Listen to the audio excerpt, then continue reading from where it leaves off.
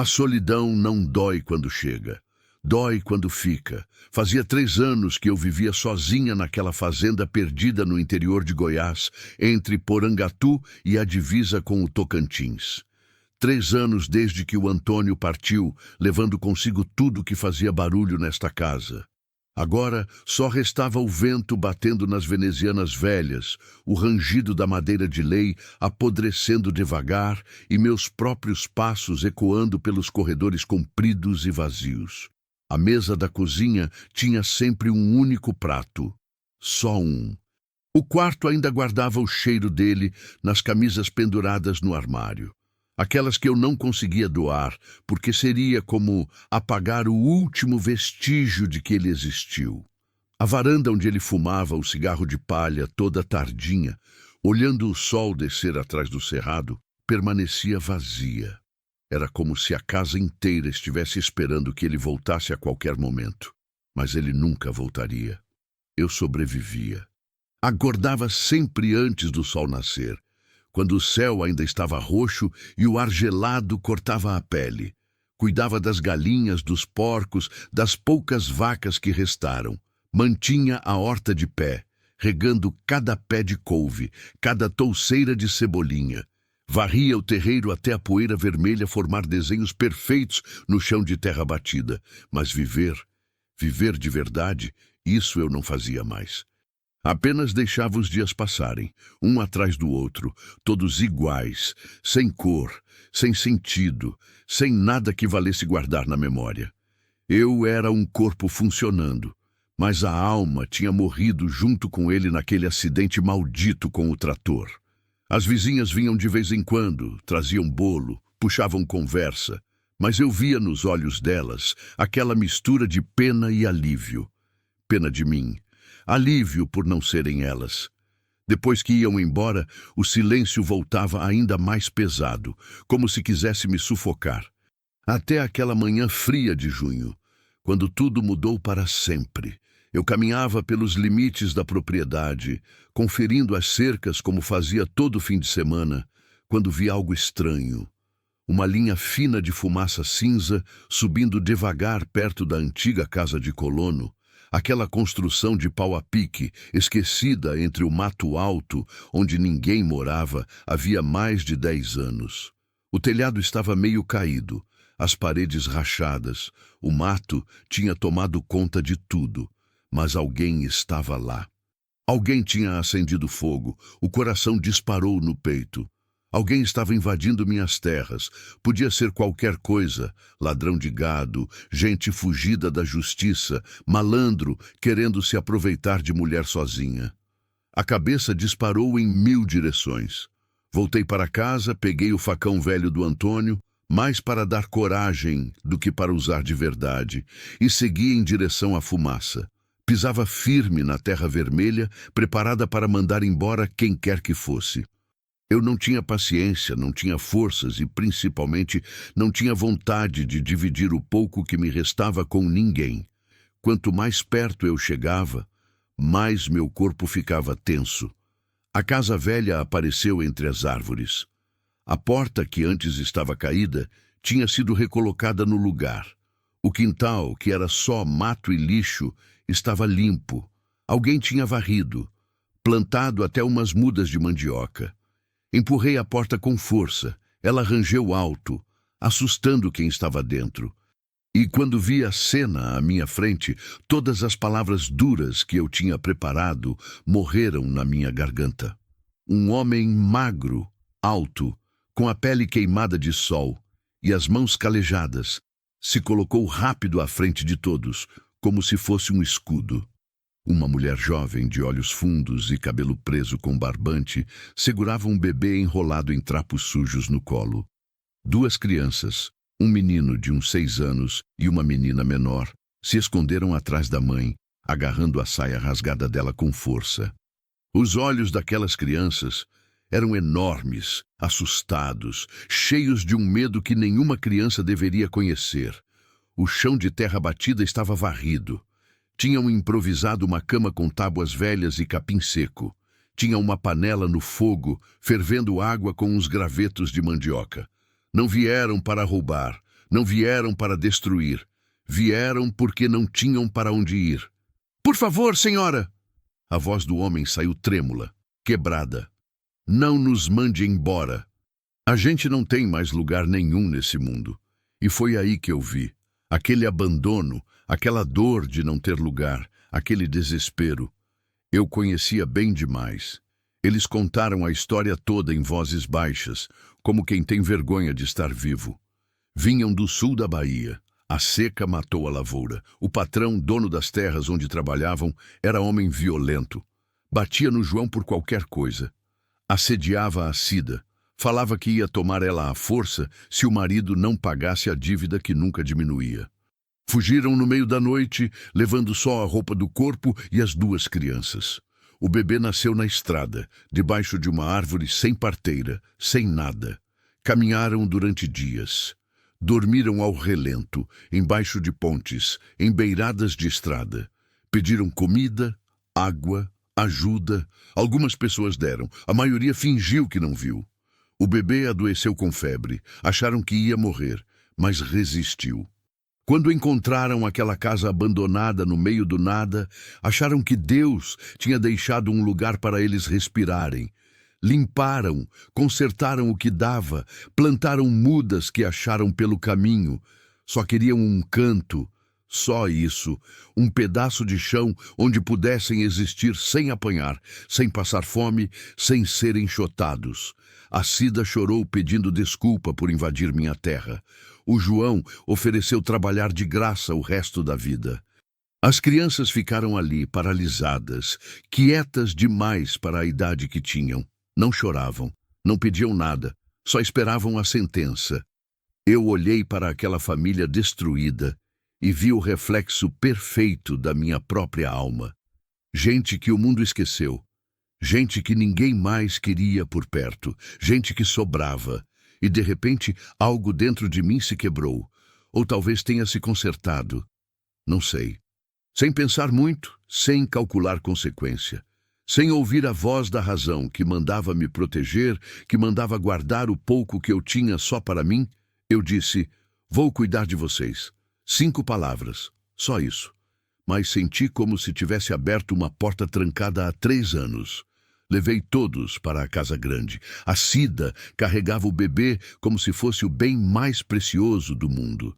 As crianças andavam grudadas na mãe. O João vinha por último, com os olhos cheios de lágrimas que ele tentava esconder. Dividi comida, arroz, feijão, farinha, um pedaço de carne seca. Preparei quartos, lençóis limpos que estavam guardados, cobertores cheirando a naftalina. Esquentei água para eles tomarem banho. Dei roupas do Antônio para o João, minhas roupas velhas para a Cida. O homem passou a ajudar na lida. Consertou cercas, limpou o curral, plantou milho. A Cida cozinhava, cuidava da horta, lavava roupa. As crianças, aos poucos, começaram a correr pelo terreiro, devagar, como quem ainda não acredita que pode fazer barulho. Pela primeira vez desde que o Antônio morreu, a mesa da cozinha tinha mais de um prato. Tinha vozes, tinha gente rindo, tinha vida. Mas eu sabia que a paz não duraria muito. Nunca dura. Foram 2 semanas de uma felicidade frágil, delicada como cristal prestes a quebrar. Até que numa tarde abafada de setembro, quando o calor apertava e o céu ficava branco de tão seco, o João voltou dos pastos com o rosto pálido, suando frio. Tinha visto um caminhão velho rondando a estrada de terra. 2 homens dentro, perguntando por uma família nas fazendas vizinhas. Descreveram ele, a Cida, as crianças. O antigo patrão não tinha desistido. Queria a Cida de volta. Queria o João pagando dívida pelo resto da vida. E queria vingança por terem fugido, por terem desafiado a autoridade dele. Naquela noite, ninguém conseguiu comer direito. Vi o medo voltar aos olhos deles. Aquele medo que eu achei que tinha ido embora. A Cida apertava o bebê contra o peito, balançando sem parar.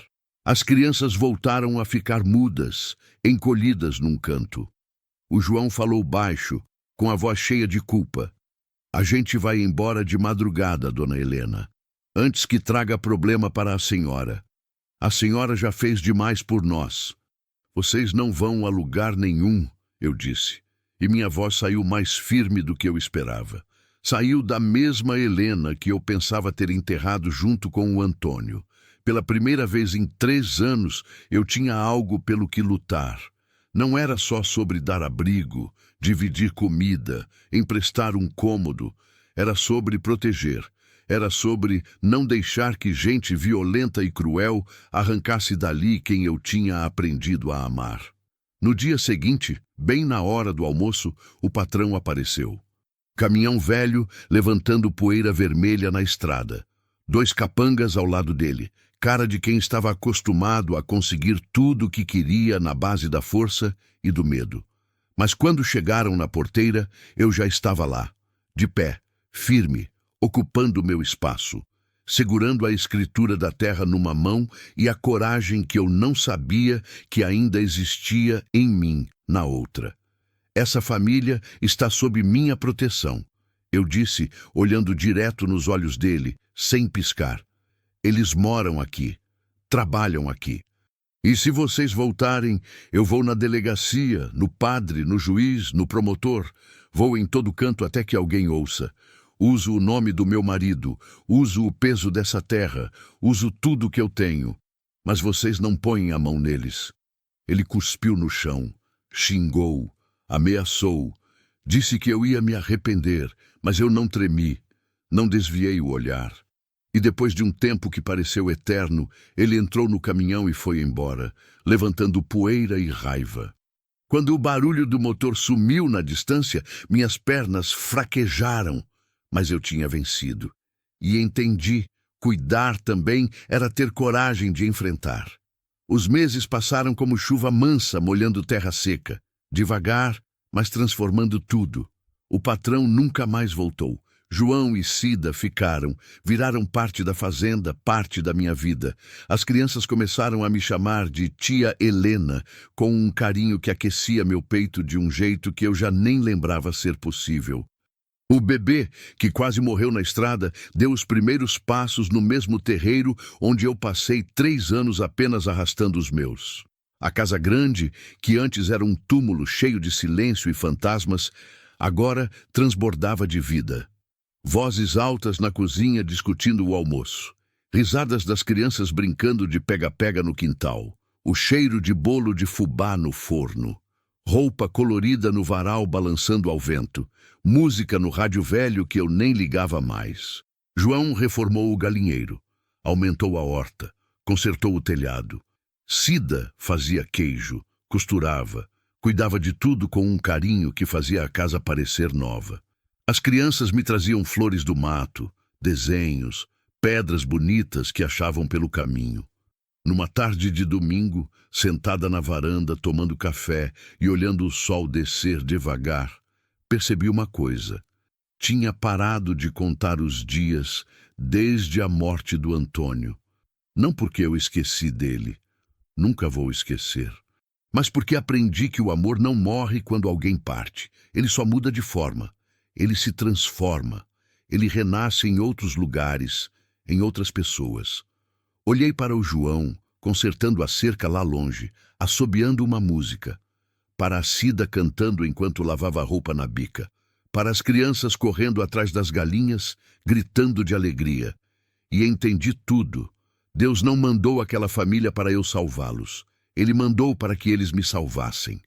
Porque às vezes a vida coloca gente quebrada no nosso caminho, não para testarmos nossa força, mas para descobrirmos que ainda somos capazes de amar, que ainda temos algo a oferecer, que ainda importamos, que ainda há motivo para acordar de manhã.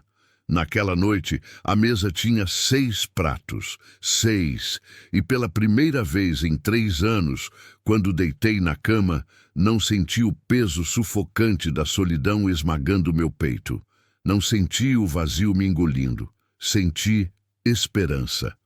E tudo começou no dia em que eu olhei para quem o mundo inteiro rejeitou, para quem ninguém mais queria, e escolhi dizer 5 palavras que mudaram meu destino. Eu vou cuidar de vocês. Porque no fim, a gente não salva ninguém sozinho. A gente se salva junto. O inverno daquele ano foi diferente de todos os outros que eu tinha vivido naquela fazenda. Não porque o frio tenha sido mais intenso ou porque a seca tenha castigado menos. Foi diferente porque pela primeira vez em muito tempo eu não estava sozinha para enfrentá-lo. Quando o vento gelado soprava pela madrugada, fazendo as janelas baterem e as telhas rangeram, eu ouvia passos no corredor.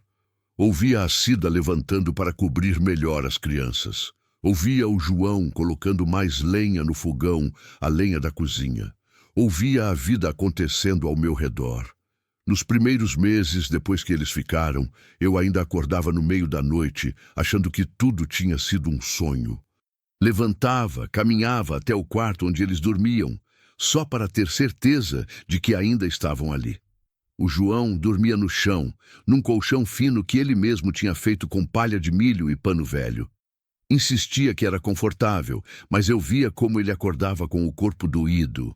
A Cida dividia a cama estreita com as 3 crianças, todas amontoadas como passarinhos num ninho.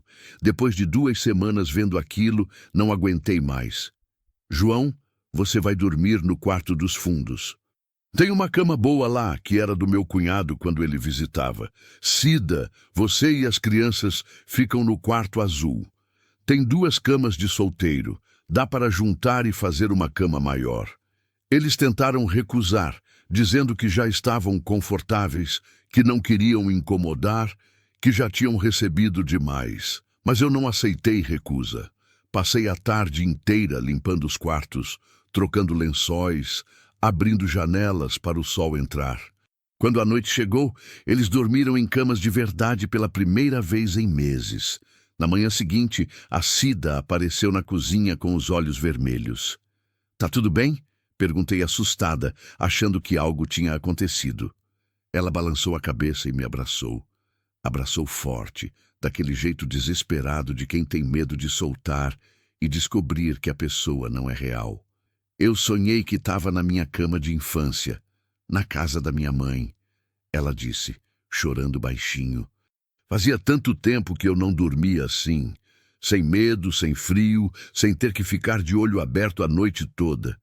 A senhora não tem noção do que fez por nós, mas eu tinha, porque eles também não tinham noção do que estavam fazendo por mim. As semanas foram passando e a rotina foi se ajeitando naturalmente, como o rio que acha seu caminho entre as pedras. O João acordava junto comigo antes do sol nascer.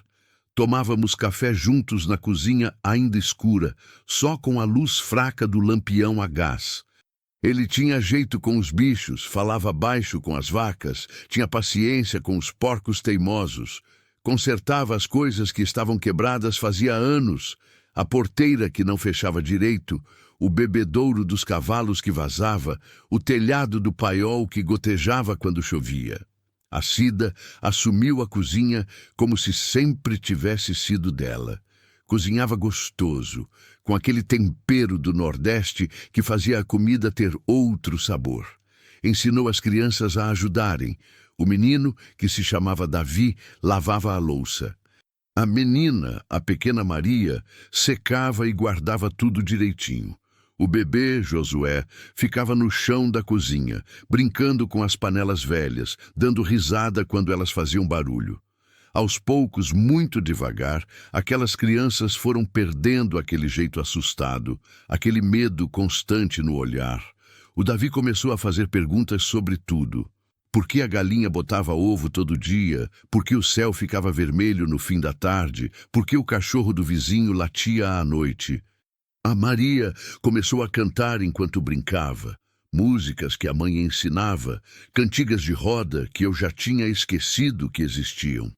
Um dia, voltei do pasto e encontrei a Maria desenhando na terra do terreiro com um graveto. Eram flores, muitas flores, todas coloridas na imaginação dela. Que desenho bonito, eu disse agachando ao lado dela. É para a tia, ela respondeu, me olhando com aqueles olhos enormes. Para a tia não ficar triste. Meu coração apertou. Eu nem sabia que ainda parecia triste. Achei que tinha disfarçado bem. Eu não estou triste, meu anjo. Estava, ela disse, com aquela honestidade crua das crianças. Mas agora está melhor. A mamãe falou que a gente deixa a tia feliz. Eu abracei aquela menina pequena e chorei ali mesmo, na terra vermelha do terreiro, com o sol quente nas costas e o barulho das galinhas ao redor. Chorei porque era verdade. Eles me deixavam feliz. Me faziam sentir viva de novo. Em outubro, quando as primeiras chuvas chegaram, fizemos uma festa. Nada grande, nada sofisticado. Mas matamos uma galinha, fizemos arroz com pequi, preparamos paçoca. Sentamos todos na varanda, vendo a chuva cair e molhar a terra seca. O cheiro de terra molhada subia forte, perfumando tudo. Fazia 3 anos que eu não via chuva com alegria. Eu disse quase sem querer. Por que, tia Helena? O Davi perguntou. Porque chuva sempre me lembrava do dia que seu tio Antônio morreu. Era um dia de chuva, mas hoje eu consigo ver que chuva é vida, é recomeço. O João me olhou de um jeito diferente. Não disse nada, mas entendeu. Naquela noite, depois que todos dormiram, fiquei sozinha na cozinha, tomando chá de capim-santo. Olhei ao redor, a mesa cheia de pratos sujos, o chão com migalhas, os brinquedos do Josué espalhados pelo canto. Aquela bagunça linda, viva, real. 3 anos atrás, eu teria dado tudo para ter alguém sujando minha casa de novo. E agora tinha. Não da forma que imaginei, não com quem eu esperava, mas tinha. E era mais do que suficiente. Mas nem tudo foi tranquilo. A vida não funciona assim. Em fevereiro, quando o calor apertava e as chuvas vinham fortes demais, o rio que cortava a fazenda transbordou. Foi numa noite de temporal, com trovões rachando o céu e raios iluminando tudo como se fosse dia. Acordei com o barulho da água batendo forte contra as paredes da casa. O João já estava de pé, olhando pela janela com cara de preocupação. As vacas estão no pasto baixo, ele disse. Se a água subir mais, elas vão se afogar. Não pensei 2 vezes. Calcei as botas, peguei a capa de chuva velha e saí com ele para o temporal. A Cida gritou para termos cuidado, mas a gente já estava longe. A chuva caía tão forte que mal dava para enxergar um palmo à frente. A água já cobria os tornozelos e continuava subindo. Corremos até o pasto, afundando na lama, tropeçando em tudo. As vacas estavam desesperadas, mugindo alto, tentando subir para um terreno mais alto, mas sem conseguir. O João entrou na água sem medo. Eu fui atrás. Pegamos as vacas pelos chifres, puxamos, gritamos, empurramos. A água já estava na altura da cintura quando conseguimos tirar a última delas. Voltamos para casa encharcados, sujos de lama, exaustos. A Cida tinha preparado café quente e toalhas. Nos enrolou como se fôssemos crianças, brigou porque tínhamos arriscado a vida por causa de bichos. Mas os olhos dela brilhavam. Ela sabia que aquelas vacas eram nosso sustento. Perder elas seria perder tudo. Naquela noite, sentados na cozinha, ainda tremendo de frio e cansaço, o João falou. Nunca ninguém tinha confiado em mim desse jeito, dona Helena. O patrão velho só mandava. Não deixava eu decidir nada. A senhora confia que eu sei o que fazer. Porque você sabe, eu respondi. Você nasceu para isso, para cuidar da terra, dos bichos. Você tem o dom. Ele baixou a cabeça, emocionado, e eu percebi que confiar em alguém de novo, depois de tanto tempo sozinha, também tinha sido uma cura para mim. Mas a tempestade maior ainda estava por vir. Em março, o Josué adoeceu. Começou com uma febre simples, coisa que parecia ser resfriado, mas em 2 dias a febre tinha disparado. Ele chorava sem parar, não conseguia mamar, o corpinho pequeno queimava igual brasa. A Cida estava desesperada. Andava de um lado para o outro, rezando baixinho, segurando o filho contra o peito. O João tentava acalmar ela, mas eu via o medo nos olhos dele também. Vou buscar ajuda, eu disse. Mas a cidade é longe, dona Helena, e com a chuva a estrada deve estar horrível. Não importa. Peguei a caminhonete velha do Antônio, que eu mal dirigia mais, e saí debaixo de chuva para a cidade. A estrada de terra tinha virado um lamaçal. A caminhonete derrapava, afundava.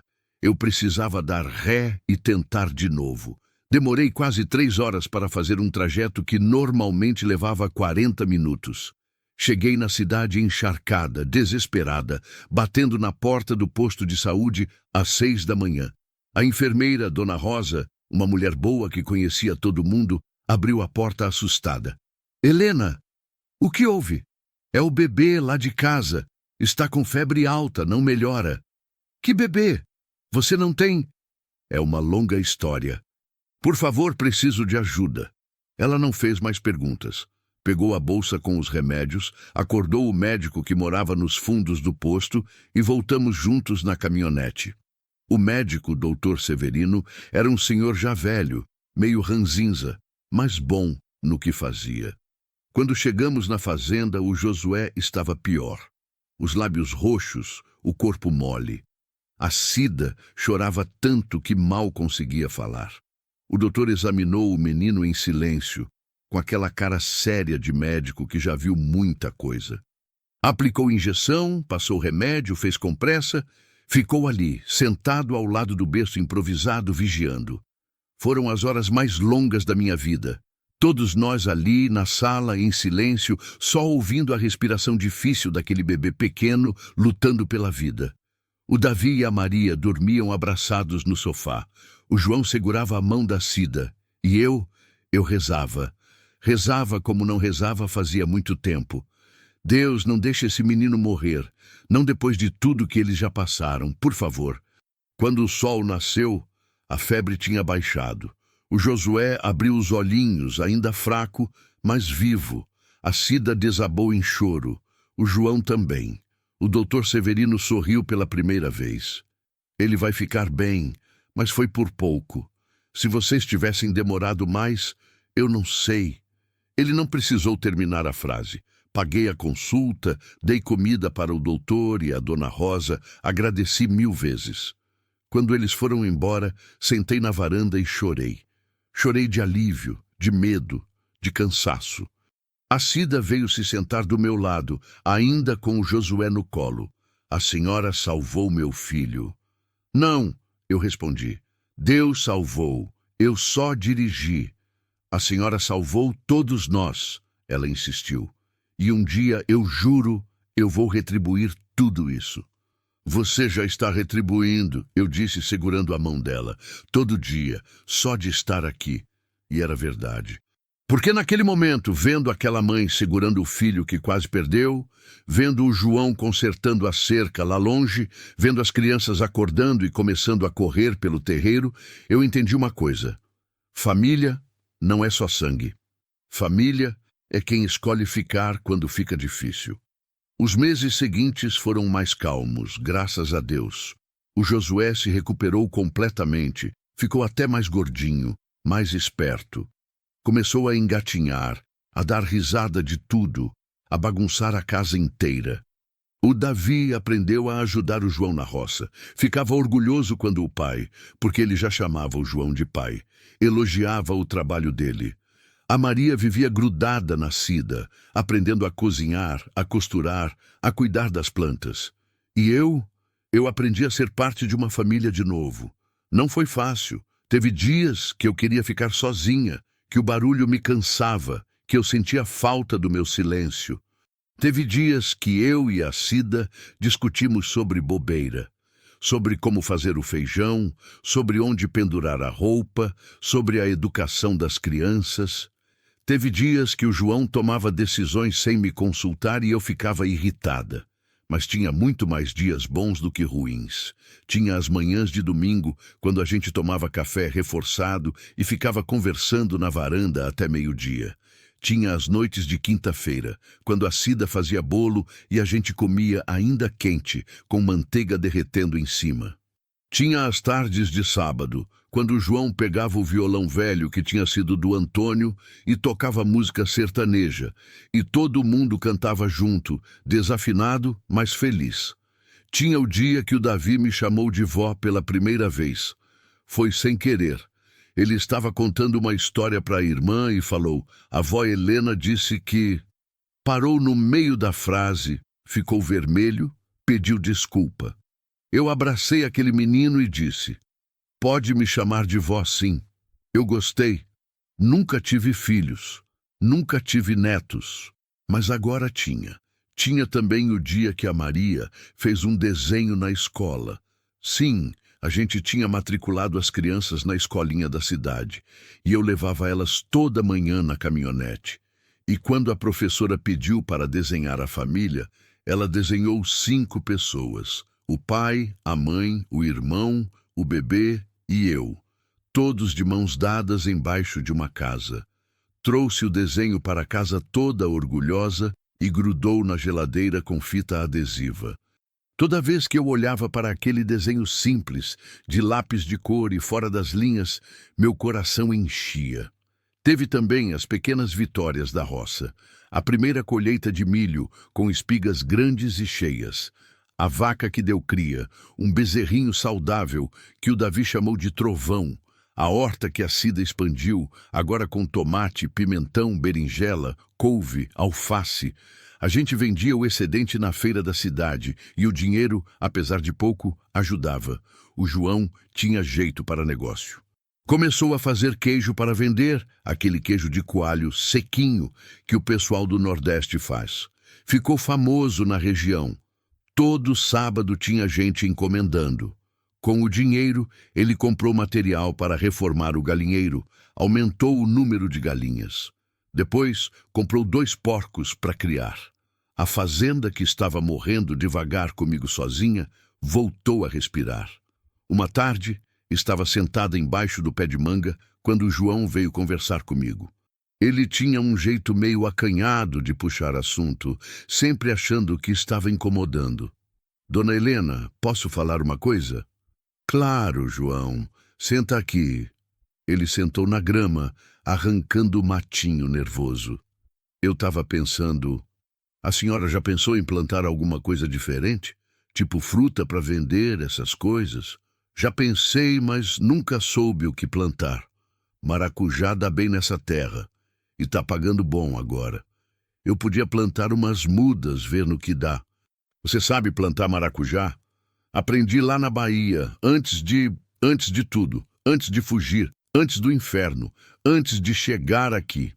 Então planta, eu disse. Você tem minha confiança. Ele sorriu, daquele jeito tímido dele, e saiu quase correndo para começar o projeto. 3 meses depois, tínhamos uma plantação pequena, mas bonita de maracujá. Quando a primeira floração veio, as crianças ficaram encantadas com as flores roxas e brancas, estranhas e lindas.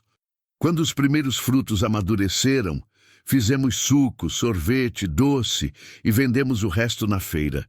O dinheiro não era muito, mas era nosso. Era fruto do nosso trabalho, do nosso esforço, da nossa união. Uma noite, depois que todos dormiram, sentei na cozinha para fazer as contas do mês. Pela primeira vez em 3 anos, as contas fechavam. Não sobrava muito, mas também não faltava. E isso, para quem tinha passado tanto tempo apenas sobrevivendo, era uma vitória enorme. Olhei ao redor da cozinha. A mesa remendada, mas limpa. As panelas velhas, mas bem cuidadas. As cortinas que a Cida tinha costurado com tecido de saco de farinha, mas que deixavam a cozinha mais alegre. O desenho da Maria na geladeira. O boné do João pendurado no prego. O brinquedo do Josué no canto. Uma casa viva, uma casa com alma, uma casa com família. Peguei a foto do Antônio que ficava na estante e falei baixinho, como fazia toda noite. Você ia gostar deles, viu? Ia gostar de ver essa casa cheia de novo. E pela primeira vez consegui sorrir olhando para aquela foto. Não doeu, não pesou, só aqueceu o coração. Porque eu tinha aprendido que honrar os mortos não era ficar presa no passado. Era viver o presente com intensidade. Era abrir o coração para novos amores, novas histórias, novos recomeços. E eu estava recomeçando todos os dias, um dia de cada vez. Quando dezembro chegou, a Cida começou a ficar ansiosa. Nunca tinha passado um Natal com fartura, ela contou. Sempre foi Natal de improviso, de pouca comida, de presente nenhum. Esse ano vai ser diferente, eu prometi. E foi. Começamos a nos preparar logo no começo do mês. Limpamos a casa inteira, do teto ao chão. Pintamos as paredes da sala que estavam descascadas. A Cida costurou toalhas novas, o João consertou as cadeiras que estavam mancas, as crianças enfeitaram tudo com o que encontraram. Folhas, flores, laços feitos de papel colorido. Fizemos uma vaquinha para comprar um peru. O açougueiro da cidade ficou surpreso quando encomendei, porque todo mundo sabia que eu passava o Natal sozinha há anos. Esse ano tem gente em casa, eu disse orgulhosa. Bastante gente. Compramos ingredientes para fazer rabanada, farofa, arroz colorido. A Cida ensinou as crianças a fazer biscoitos de Natal, aqueles simples de farinha e açúcar, cortados em formato de estrela. A cozinha cheirou a canela e cravo durante dias. No dia 24, acordamos cedo para os preparativos finais.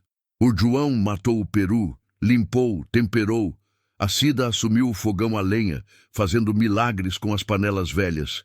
Eu cuidei da mesa, colocando a toalha boa, os pratos que eram da minha mãe, os copos de vidro que só usava em ocasiões especiais. Quando começou a anoitecer, a casa estava pronta. A mesa farta, a comida cheirosa, as crianças limpas e arrumadas com as roupas que a Cida tinha costurado especialmente para o Natal. O João tinha se barbeado, ficado bonito. A Cida tinha prendido o cabelo com uma flor. Até o Josué estava com uma roupinha nova. Sentamos todos à mesa e, pela primeira vez na minha vida, não sabia o que falar. A emoção apertava a garganta. O João, sempre mais tímido, foi quem começou. Vamos fazer uma oração, agradecer. Demos as mãos, fechamos os olhos, e ele começou com a voz embargada.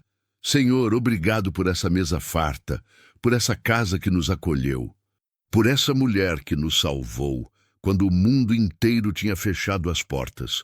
Obrigado por termos chegado vivos até aqui, por termos um lugar para chamar de nosso, por não estarmos mais sozinhos. A Cida continuou chorando. Obrigado por ter colocado a Dona Helena no nosso caminho, por ela ter enxergado a gente quando ninguém mais via, por ter aberto o coração mesmo quando devia estar fechado, por ter nos dado não só comida e teto, mas amor.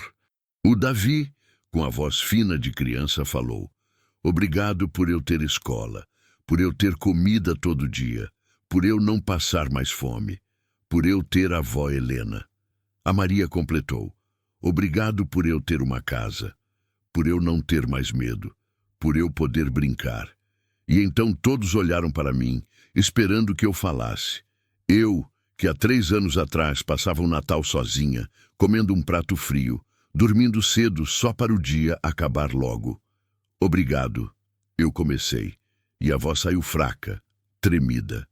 Obrigado por ter enchido minha casa de novo, por ter me dado razão para acordar todo dia, por ter me ensinado que nunca é tarde para recomeçar, por ter me mostrado que família não é só sangue, é quem escolhe ficar. E vocês escolheram ficar. E eu escolhi vocês. E eu sou grata todos os dias por isso. Quando terminamos a oração, tinha todo mundo chorando. Chorando de emoção, de gratidão, de amor. Comemos até não aguentar mais. Rimos, contamos histórias, cantamos músicas de Natal desafinadas. O Josué fez bagunça, jogou comida pelo chão e ninguém se importou. As crianças ganharam presentes simples, roupas novas, brinquedos de madeira que o João tinha feito, bonecas de pano que a Cida tinha costurado, mas receberam como se fosse ouro.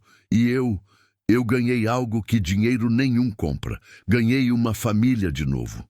Quando a noite chegou e todos foram dormir, fiquei sozinha na varanda, olhando as estrelas no céu imenso do interior. O silêncio agora não doía mais, porque eu sabia que do outro lado das paredes tinha gente dormindo, gente que eu amava, gente que me amava. O Antônio teria ficado feliz, eu tinha certeza disso. Quando junho chegou de novo, completou 1 ano desde que eles tinham aparecido na minha vida. A Cida lembrou da data. Não foi uma lembrança feliz no começo. Ela ficou calada, olhando pela janela, pensativa. Quando perguntei o que estava acontecendo, ela disse: "Faz 1 ano hoje que a gente chegou aqui. 1 ano que a gente estava desesperado, sem ter para onde ir, achando que ia morrer na estrada. Peguei a mão dela e apertei. Mas não morreram. Estão aqui, vivos, seguros. Graças à senhora." "Não", eu corrigi. "Graças a Deus e graças a vocês, que tiveram coragem de continuar. Decidimos transformar aquele dia em celebração, não de tristeza pelo que passou, mas de alegria pelo que foi conquistado. Matamos uma galinha, fizemos bolo, chamamos os vizinhos mais próximos, o seu Manoel e a dona Lourdes, que tinham ficado surpresos quando souberam que tinha gente morando comigo, mas que aceitaram bem. Foi uma festa simples no terreiro, com música no radinho velho, as crianças correndo, os adultos conversando. O seu Manoel, que era meio rezinguento, chegou perto de mim e disse: "Helena, eu não vou mentir. No começo achei que você estava louca de botar gente estranha para morar aqui. Mas eu estava errado. Essa fazenda voltou a viver. E você também. Ele tinha razão. A fazenda estava diferente. Tinha mais bichos, mais plantação, mais vida. As cercas estavam consertadas, os pastos limpos, a casa pintada. Tudo porque tinha mão trabalhando, porque tinha gente se importando. E eu estava diferente também. Tinha engordado um pouco, porque agora comia direito. Tinha voltado a cuidar do cabelo, a usar roupa melhor, sorria mais, falava mais, vivia mais. No fim da festa, quando o sol estava se pondo e pintando o céu de laranja e rosa, o João me chamou para conversar. Ele parecia nervoso. "Dona Helena, eu e a Cida temos uma coisa para falar." Meu coração apertou. Será que iam embora? Será que tinham cansado? Será que... A gente queria saber, ele continuou segurando a mão da Cida, se a senhora aceita ser madrinha de casamento da gente. Eu pisquei, sem entender. "Não tá madrinha de casamento? É que a gente nunca casou no papel, sabe? Só vivíamos juntos mesmo. Mas agora a gente quer fazer as coisas direito, quer casar na igreja, ter certidão, essas coisas. E a gente queria que a senhora fosse nossa madrinha. Se a senhora quiser, claro." Eu abracei os dois e chorei. Chorei de alegria, de emoção, de amor. "Eu aceito. Claro que aceito. Vou ser a madrinha mais orgulhosa do mundo." O casamento foi marcado para agosto, na igrejinha da cidade. Simples, pequeno, mas lindo. A Cida usou um vestido branco que eu tinha guardado no armário, do meu próprio casamento. Serviu nela como uma luva. O João usou a roupa boa do Antônio, que eu tinha oferecido. As crianças foram daminhas e pajens, nervosas e orgulhosas. Eu fui de madrinha, com um vestido azul que não usava havia anos, emocionada do começo ao fim. Quando o padre perguntou se havia alguém contra o casamento, eu quase gritei que se tivesse alguém contra, ia ter que me enfrentar primeiro. Na festa depois, na própria fazenda, o João me puxou para dançar uma música lenta. "Dona Helena, eu nunca vou esquecer o que a senhora fez por nós", ele disse, baixinho, enquanto dançávamos desajeitados no terreiro. "E eu nunca vou esquecer o que vocês fizeram por mim", eu respondi. "Vocês me devolveram a vida, João. Vocês me lembraram que vale a pena acordar todo dia. A gente é família agora, né? A gente sempre foi. E dançamos ali, embaixo do céu estrelado, com as crianças correndo ao redor, com a Cida rindo alto com as vizinhas, com a música tocando no radinho velho, com a vida acontecendo linda e simples ao nosso redor. Mas a vida não é um conto de fadas e novos desafios sempre aparecem. Em setembro, um fazendeiro da região, o seu Tonico, apareceu na minha porteira. Era um homem rico, dono de várias terras, acostumado a conseguir o que queria. Vim fazer uma proposta, dona Helena. Ele disse, sem nem descer do carro importado. Quero comprar sua terra. Pago um preço justo. Não está à venda. A senhora nem perguntou o valor. Não preciso perguntar, não vendo. Ele ficou irritado, acostumado a ter todas as portas abertas pelo dinheiro. A senhora vive aqui sozinha, não tem filho, não tem herdeiro. Para que segurar essa terra? Vende para mim, vai morar na cidade, descansa. Eu não vivo sozinha, eu respondi firme. E eu tenho sim família. E essa terra vai ficar para eles. Família?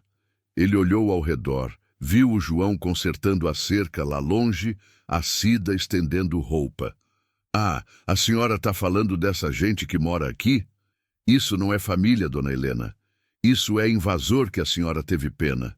Senti a raiva subir, quente e forte.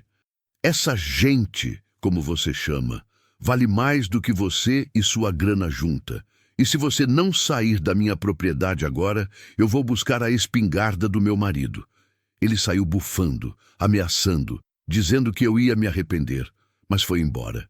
O João tinha ouvido tudo de longe, veio correndo preocupado. Dona Helena, a senhora não precisava ter feito isso. Se a senhora quer vender a terra, a gente entende. A gente arruma outro lugar. Não vou vender nada, eu disse, categórica. Essa terra é nossa, sua, minha, da Cida, das crianças, e ninguém vai tirar a gente daqui. Mas o seu Tonico não desistiu. Começou a criar problemas. Convenceu o dono da loja de ração a não me vender mais fiado. Espalhou boatos na cidade de que eu estava explorando mão de obra ilegal. Tentou subornar o fiscal da prefeitura para embargar nossa plantação de maracujá. Foram meses difíceis.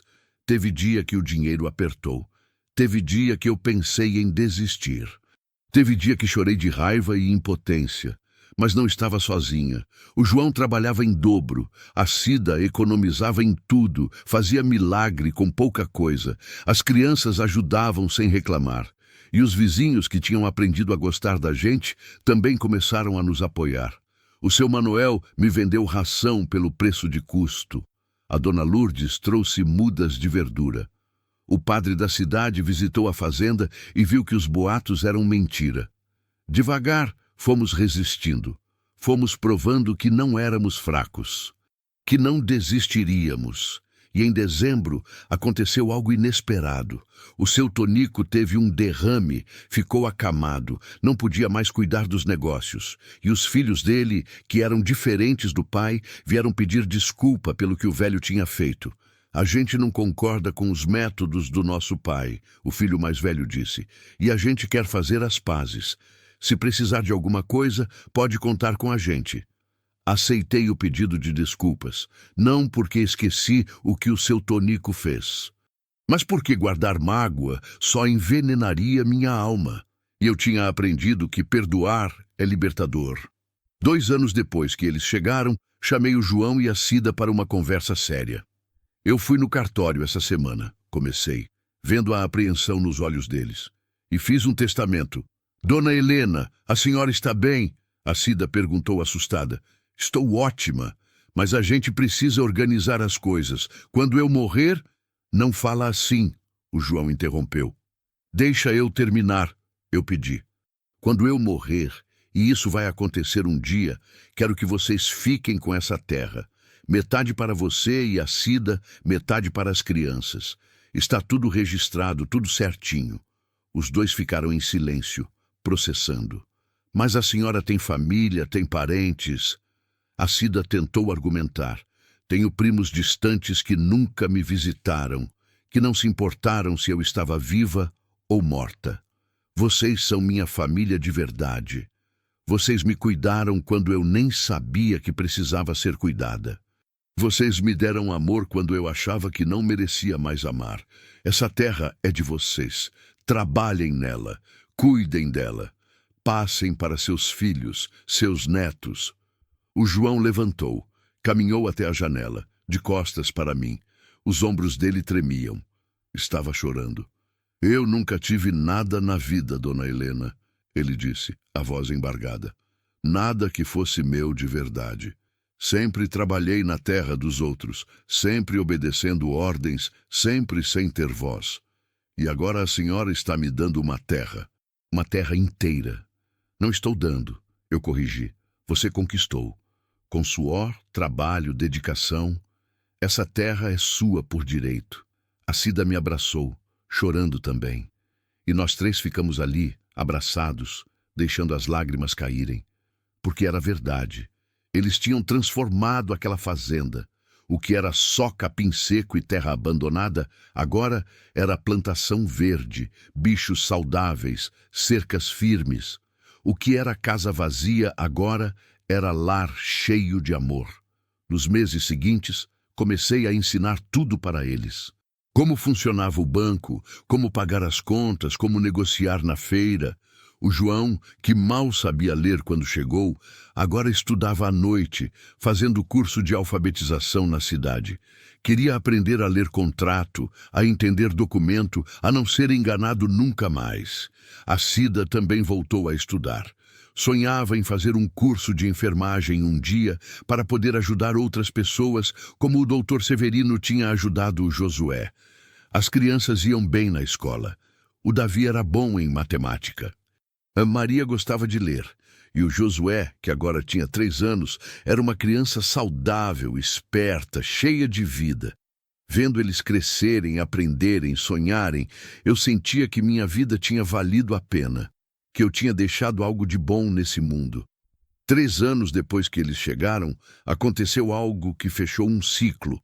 Uma tarde de junho, ouvi barulho na porteira. Fui ver e encontrei uma mulher jovem, magra, segurando uma criança pequena pela mão. Estava suja, cansada, com cara de quem tinha caminhado muito. Por favor, senhora, ela disse a voz fraca. Pode me dar um copo de água? Eu e minha filha estamos andando há dias.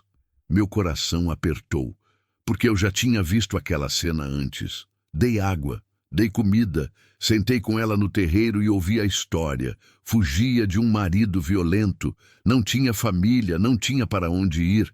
Estava tentando chegar na casa de uma tia em outro estado, mas o dinheiro tinha acabado.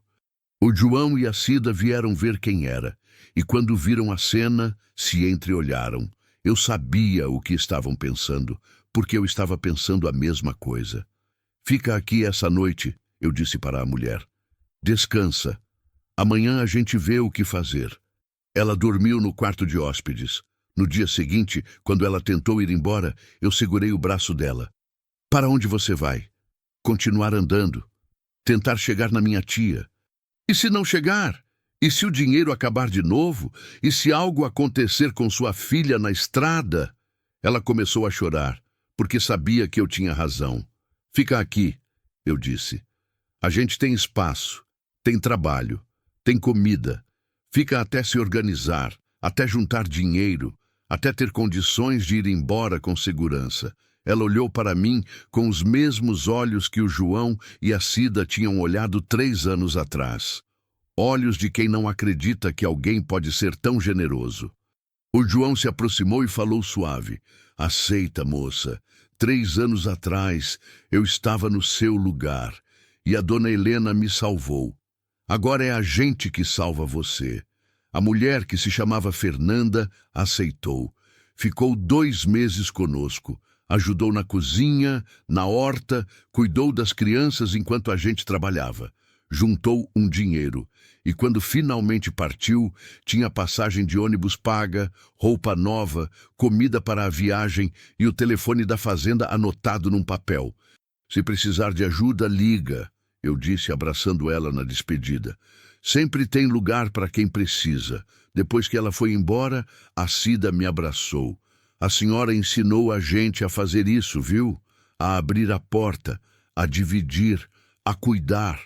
Vocês já sabiam, eu respondi. Só esqueceram por um tempo.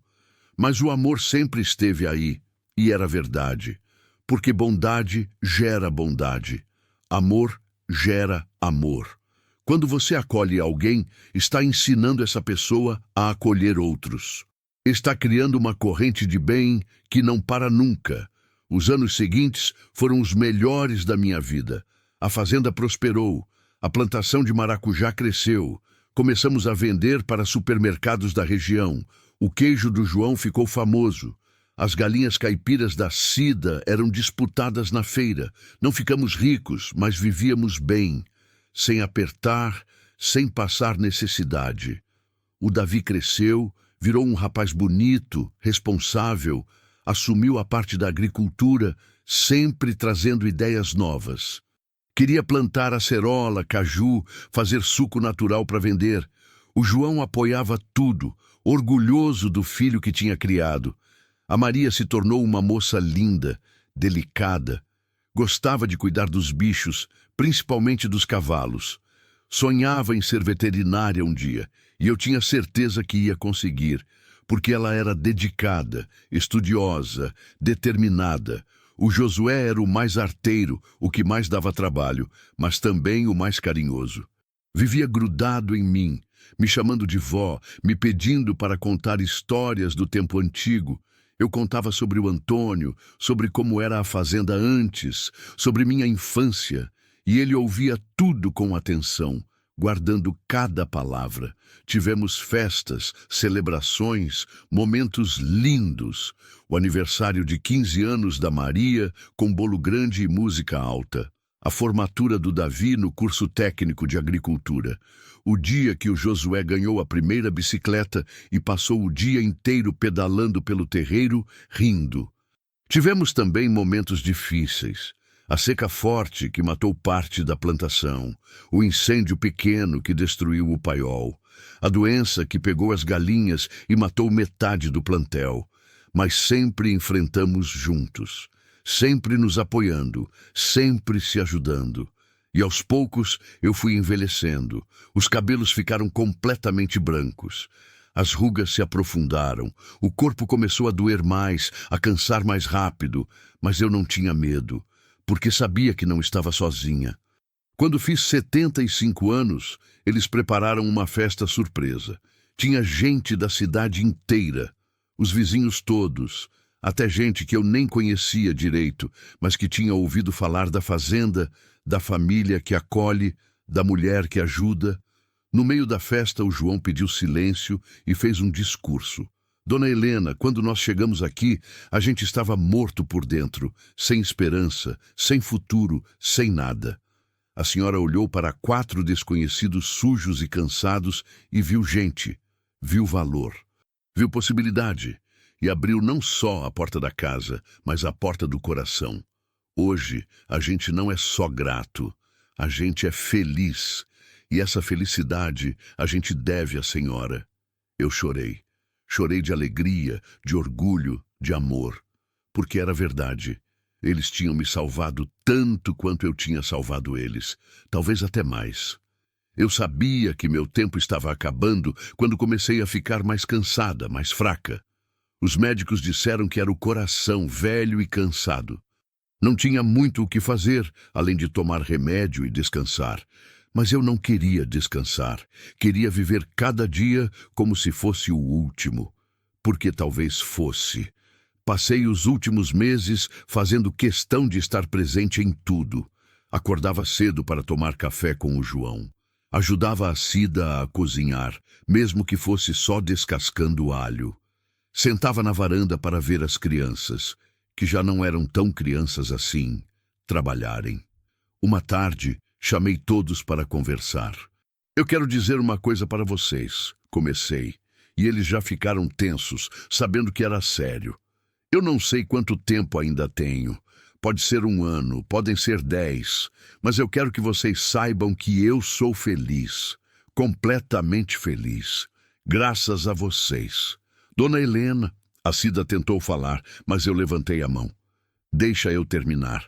Vocês me deram a coisa mais preciosa que existe, um motivo para viver. Durante 3 anos, eu apenas existia, mas vocês me ensinaram a viver de novo. Me ensinaram que nunca é tarde para recomeçar, Que família não é só sangue, que amor se constrói no dia a dia, nos gestos simples, nas escolhas difíceis. E eu sou grata por cada dia que passei com vocês. Estávamos todos chorando. O João, a Cida, as crianças, eu. Chorando de tristeza pelo tempo que estava passando, mas também de gratidão pelo tempo que tivemos. Nos meses seguintes, fui ficando cada vez mais fraca. Passei a dormir mais, a comer menos, a precisar de ajuda para coisas simples. Mas nunca fiquei sozinha. Sempre tinha alguém comigo. A Cida me dava banho com cuidado e carinho. O João me carregava no colo quando eu não conseguia andar. As crianças liam para mim, contavam histórias, cantavam músicas, e numa noite tranquila de junho, 7 anos depois que eles tinham chegado, eu soube que era a hora. Chamei todos para o quarto. Eles vieram correndo, assustados. Não fiquem tristes, eu disse, com a voz fraca, mas firme. Eu vivi bem, vivi muito e vivi feliz, graças a vocês. A senhora não vai morrer, o Davi disse, segurando minha mão. A senhora vai ficar com a gente para sempre. Eu vou, meu filho, só não nesse corpo velho e cansado. Mas vou estar no vento que balança as árvores, na chuva que molha a terra, no sol que esquenta a pele de vocês. Vou estar em cada canto dessa fazenda, porque ela é parte de mim, e vocês também. Segurei a mão de cada um, do João, calejada e forte, da Cida, delicada e cuidadosa, do Davi, grande e segura, da Maria, pequena e suave, do Josué, ainda infantil. Cuidem uns dos outros, eu pedi. Cuidem dessa terra, e quando alguém bater na porteira de vocês, perdido, assustado, sem ter para onde ir, abram a porta. Porque é assim que a gente mantém o amor vivo, é assim que a gente honra quem nos ajudou, é assim que a gente constrói um mundo melhor. Fechei os olhos naquela noite tranquila, em paz, rodeada de amor, e quando abri de novo, já estava em outro lugar. Um lugar onde o Antônio me esperava, sorrindo. Você fez bem, ele disse. Fez muito bem. E eu sabia que tinha feito, porque tinha transformado minha dor em amor, minha solidão em família, meu fim em recomeço. 5 anos depois, o Davi estava na porteira quando viu uma mulher caminhando pela estrada poeirenta, carregando uma mochila velha e uma criança pequena no colo. Ela parou, cansada, e perguntou: Por favor, pode me dar um copo de água? Davi olhou para ela, para a criança com fome, para o desespero nos olhos dela, e sorriu. Entre, ele disse, abrindo a porteira. A gente tem água, comida e um lugar para você descansar. E assim o ciclo continuou. Porque o amor verdadeiro nunca morre. Ele apenas se multiplica, passando de coração para coração, de geração para geração, para sempre. Depois que Dona Helena partiu, a fazenda ficou diferente por algumas semanas. Não era mais a mesma sem ela, sentada na varanda toda a tarde, tomando café e olhando o sol descer. Não era mais a mesma sem a voz dela chamando as galinhas, sem o cheiro do bolo que ela fazia todo domingo, sem a presença forte e silenciosa que mantinha tudo no lugar. Davi, que agora tinha 22 anos, sentiu o peso da responsabilidade cair sobre seus ombros. Ele era o mais velho, era ele quem precisava tomar as rédeas, continuar o legado, honrar tudo que aquela mulher tinha feito por eles. Uma manhã, 2 semanas depois do enterro, ele acordou antes do sol nascer. Vestiu as roupas de trabalho, calçou as botas gastas e foi até o túmulo da Dona Helena no pequeno cemitério da fazenda. Ela tinha pedido para ser enterrada ali, perto do Antônio, perto da terra que amava. Ajoelhou-se na frente da cruz simples de madeira que o João tinha feito com as próprias mãos. Vó Helena, ele começou, e a voz saiu embargada. Eu não sei se a senhora está ouvindo, mas eu preciso falar. Eu tenho medo. Medo de não dar conta. Medo de decepcionar a senhora. Medo de perder tudo que a gente construiu junto. O vento soprou suave, balançando as folhas das árvores ao redor. Davi limpou as lágrimas com as costas da mão. Mas eu prometo uma coisa. Eu vou cuidar dessa terra como a senhora cuidou. Vou cuidar da minha família como a senhora cuidou da gente. E quando alguém aparecer precisando de ajuda, eu vou abrir a porta. Sempre. Porque foi isso que a senhora me ensinou. Que a gente não vive só pra gente. A gente vive para quem precisa também. Ficou ali mais alguns minutos, em silêncio, sentindo a presença dela de alguma forma. Quando levantou, o sol estava nascendo, pintando o céu de laranja e rosa, e Davi soube o que precisava fazer.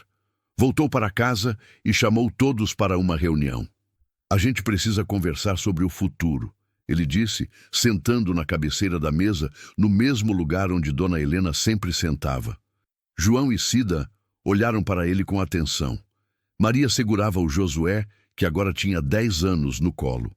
A fazenda é nossa agora, oficialmente, e a gente precisa decidir o que fazer com ela. Podemos continuar do mesmo jeito, podemos expandir, podemos... Ele respirou fundo. Podemos vender e cada um seguir seu caminho. Vender? Maria arregalou os olhos, horrorizada. Como assim vender? Essa terra é tudo que a gente tem, é onde a avó Helena está enterrada, é nossa casa. Eu sei, Davi disse rapidamente. Eu não quero vender, mas precisamos decidir juntos, porque essa terra pertence a todos nós. O João, que tinha ficado mais calado desde a morte de Helena, finalmente falou. Seu avô Antônio, que eu nunca conheci, mas que a dona Helena falava tanto, dizia uma coisa. Terra não é para vender. Terra é para passar para os filhos. E a dona Helena passou essa terra para nós. Não para a gente lucrar em cima, mas para a gente honrar o trabalho dela. Se a gente vender, a gente está cuspindo em tudo que ela fez. E então está decidido, Davi disse, batendo a mão na mesa. A gente fica, a gente cresce, a gente faz essa fazenda prosperar. E um dia a gente passa para nossos filhos também. Cida, que tinha os olhos marejados, segurou a mão do marido. Ela estaria orgulhosa de vocês.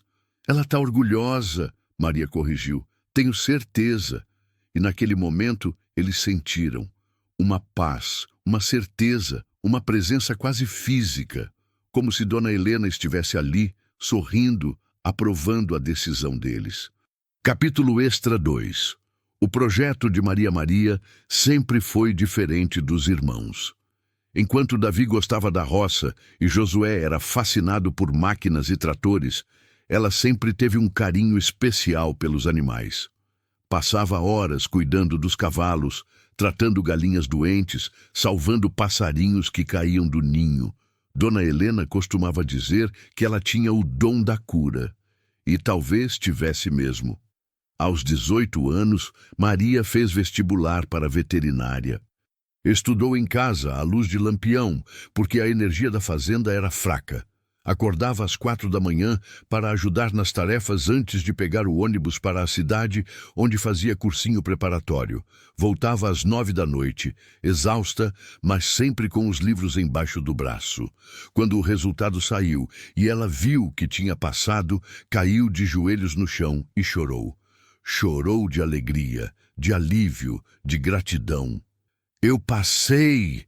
Ela gritou, correndo para a cozinha, onde a família estava jantando. Eu passei na Federal! A casa explodiu em comemoração. Cida abraçou a filha chorando. João ergueu ela nos braços, girando. Davi e Josué gritaram de alegria. Era a primeira pessoa da família a entrar na universidade. Naquela noite, Maria foi até o túmulo de Dona Helena. Vó, eu consegui, ela disse, ajoelhando na terra ainda fresca. Consegui realizar o sonho. E eu prometo uma coisa, quando eu me formar vou voltar para cá, vou atender os animais da região. Vou ajudar os pequenos produtores que não têm dinheiro para pagar veterinário caro. Vou fazer o que a senhora fez, cuidar de quem precisa. E ela cumpriu.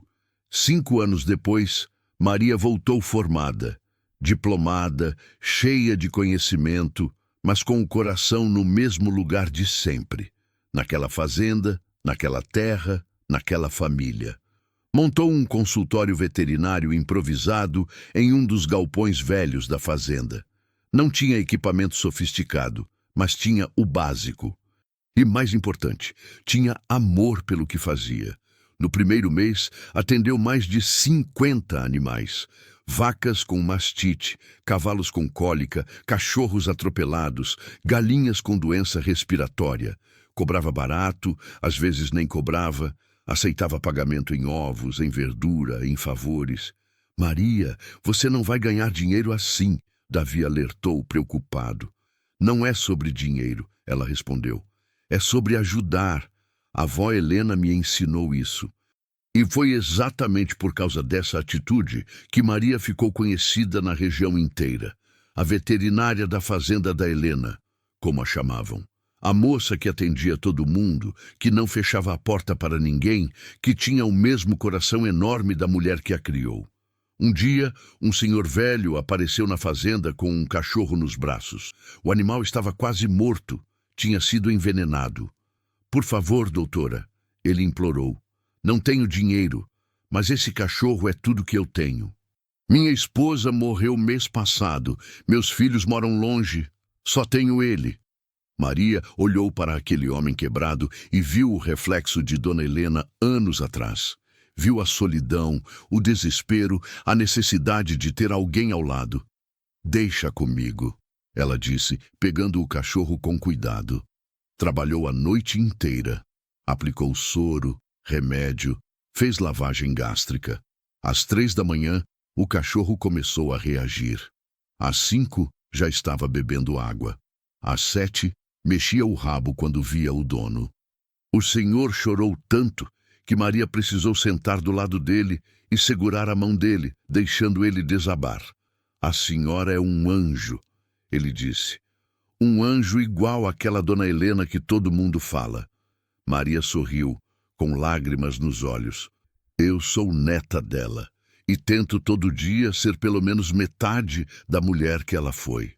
Capítulo extra. 3. A esposa de Davi. Davi conheceu Laura na feira da cidade. Ela tinha uma barraca de pães caseiros. Ficava ali todo sábado, vendendo pão de queijo, broa de milho, biscoito de polvilho. Era bonita de uma forma simples, com cabelo preso em rabo de cavalo e sorriso largo. Na primeira vez que ele comprou o pão dela, ficou sem graça, quase não conseguiu falar. Na segunda, arriscou um elogio sobre o pão. Na terceira, perguntou o nome dela. Na quarta, chamou para tomar sorvete. 6 meses depois, estavam namorando. 1 ano depois, ele pediu ela em casamento, do jeito mais simples do mundo. Ajoelhado no meio do terreiro da fazenda, com um anel que tinha sido da Dona Helena, oferecido pela Cida com lágrimas nos olhos. Laura aceitou na hora. Mas você precisa saber de uma coisa, Davi disse, sério. Eu venho com uma família grande. Tem meu pai, minha mãe, meus irmãos. Tem essa fazenda que precisa de atenção todo dia. Tem a memória de uma mulher que me salvou e que eu vou honrar até o último dia da minha vida. Se você casar comigo, você casa com tudo isso junto. Laura segurou o rosto dele com as 2 mãos. Eu sei. E é exatamente por isso que eu te amo. Porque você é leal. Porque você cuida. Porque você honra suas raízes.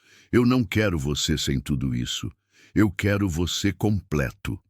O casamento foi na própria fazenda, embaixo do pé de manga gigante, onde Dona Helena gostava de sentar. Teve música ao vivo, comida farta, gente de todas as cidades vizinhas. João e Cida choraram do começo ao fim. Maria foi madrinha. Josué foi pajem, desengonçado e tímido no terno novo. E quando Davi e Laura trocaram as alianças, todos sentiram a presença dela, de Dona Helena. Como se ela estivesse ali, feliz, vendo o menino que ela acolheu anos atrás, agora construindo sua própria família. Laura se adaptou à fazenda como se sempre tivesse vivido ali. Acordava cedo, ajudava nas tarefas, cozinhava com Cida, cuidava da horta. Não reclamava do trabalho duro, da falta de luxo, das dificuldades. 1 ano depois do casamento, Laura engravidou. A notícia foi recebida com explosão de alegria. Seria o primeiro bisneto de Dona Helena, mesmo que ela não estivesse mais ali fisicamente para conhecer. Como vocês vão chamar? Cida perguntou ansiosa. Se for menina, vai se chamar Helena, Davi disse, sem hesitar, em homenagem a quem mudou minha vida. E foi menina. Nasceu numa manhã chuvosa de março, saudável, chorona, linda, Helena, a pequena Helena. Quando Davi segurou a filha pela primeira vez, foi até o túmulo de Dona Helena, com a bebê enrolada em manta nos braços. Vó, eu quero te apresentar alguém, ele disse ajoelhando. Essa é a Helena, sua xará, sua bisneta, e eu prometo que vou criar ela do jeito que a senhora me criou, com amor, com respeito, com generosidade. Vou ensinar ela a abrir portas, a ajudar quem precisa, a honrar a terra, a valorizar família. O vento soprou suave, balançando os galhos das árvores, e Davi jurou que ouviu bem baixinho a voz de Dona Helena dizendo: Você já está fazendo isso, meu filho. Você já está. Capítulo extra 4. O retorno de Fernanda. Fernanda nunca esqueceu a fazenda. Aquela mulher, Dona Helena, que tinha aberto a porta quando ela não tinha mais para onde ir. Aquela família que tinha dividido comida, teto, carinho, sem pedir nada em troca. Aqueles 2 meses que passara ali tinham salvado sua vida e da filha. Depois que foi embora, conseguiu recomeçar. Morou com a tia, arrumou emprego, colocou a filha na escola. A vida melhorou devagar, mas melhorou. E em todo esse tempo, ela guardou o papel amassado com o telefone da fazenda na carteira. 10 anos depois, Fernanda estava bem. Tinha casa própria, emprego fixo, a filha estava crescida e estudando.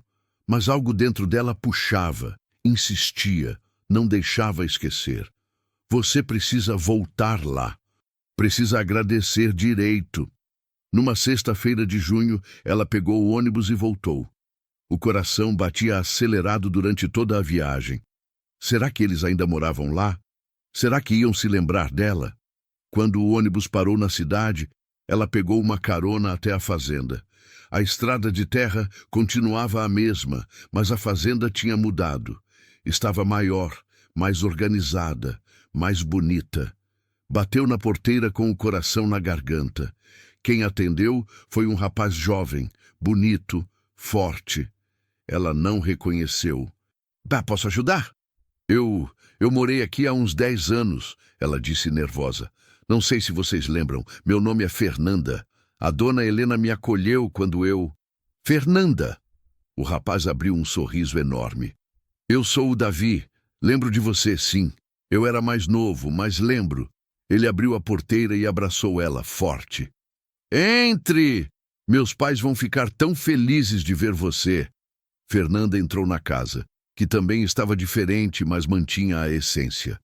E quando viu João e Cida, agora mais velhos, mas ainda com os mesmos olhos gentis, desabou em choro. Eu vim agradecer, ela disse entre soluços. Agradecer por terem me salvado, por terem sido bons, quando o mundo inteiro tinha sido cruel, por terem me mostrado que ainda existe bondade. Cida abraçou ela como se fosse filha. Você não precisa agradecer, minha filha. A gente fez o que era certo. A Dona Helena ainda mora aqui?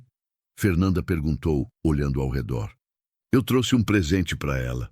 O silêncio que caiu foi pesado. João foi quem explicou com voz suave.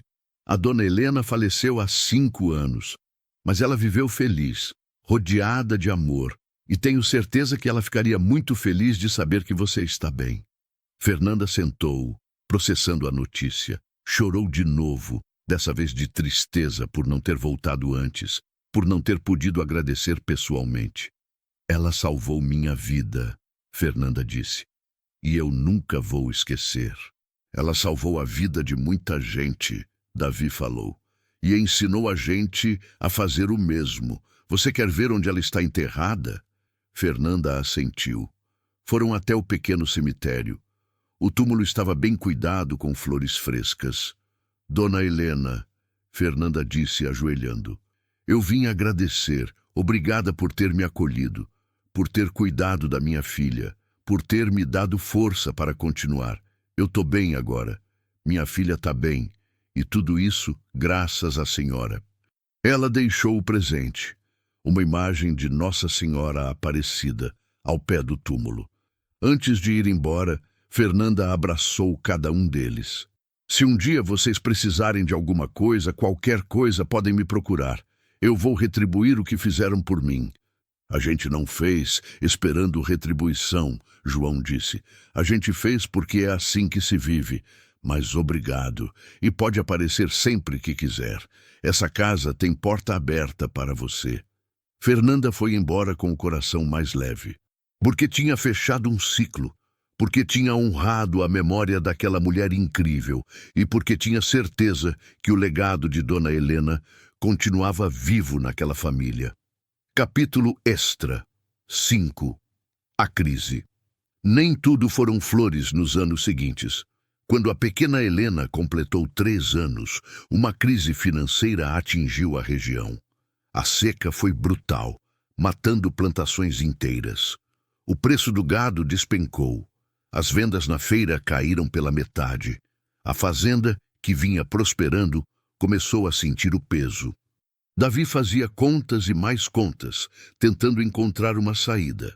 As dívidas começaram a se acumular. O banco ameaçou executar o empréstimo que tinham feito para expandir a plantação de maracujá. A gente vai perder tudo, ele disse numa reunião de família com a cabeça entre as mãos. Vai perder a terra que a avó Helena deixou para a gente. Não vamos perder nada, João disse firme. A gente já passou por coisa pior. A gente já não tinha nada.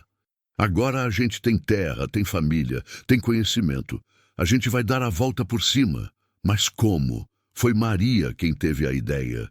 E se a gente diversificar? Para de depender só de uma coisa. Eu posso expandir o atendimento veterinário, atender fazendas maiores. Davi pode começar a fazer horta orgânica que está em alta na cidade. Josué pode consertar máquinas dos vizinhos, ele tem jeito para isso. Mamãe pode aumentar a produção de queijo e vender para restaurantes. Era arriscado.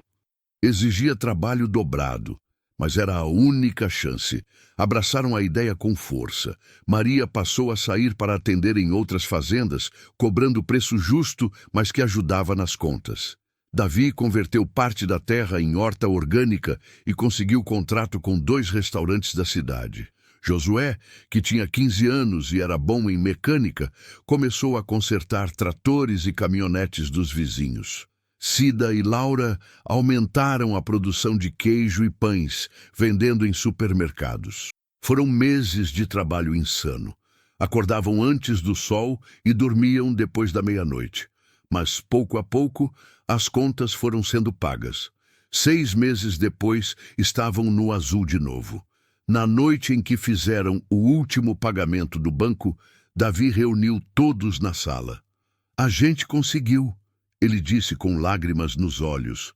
A gente salvou a fazenda, salvou o legado da avó Helena. João levantou e abraçou o filho. Ela estaria orgulhosa, muito orgulhosa. E naquela noite todos foram até o túmulo agradecer. Agradecer pela força, pela proteção, pela herança que ela tinha deixado. Porque Dona Helena não tinha deixado apenas terra, tinha deixado algo muito maior. Valores, ensinamentos, exemplo. E isso ninguém podia tirar deles. Capítulo extra 6. O retorno da bondade. A pequena Helena cresceu ouvindo histórias da bisavó que nunca conheceu. Histórias de como ela tinha acolhido a família quando ninguém mais quis. De como tinha lutado para proteger eles. De como tinha ensinado que bondade não é fraqueza, é força.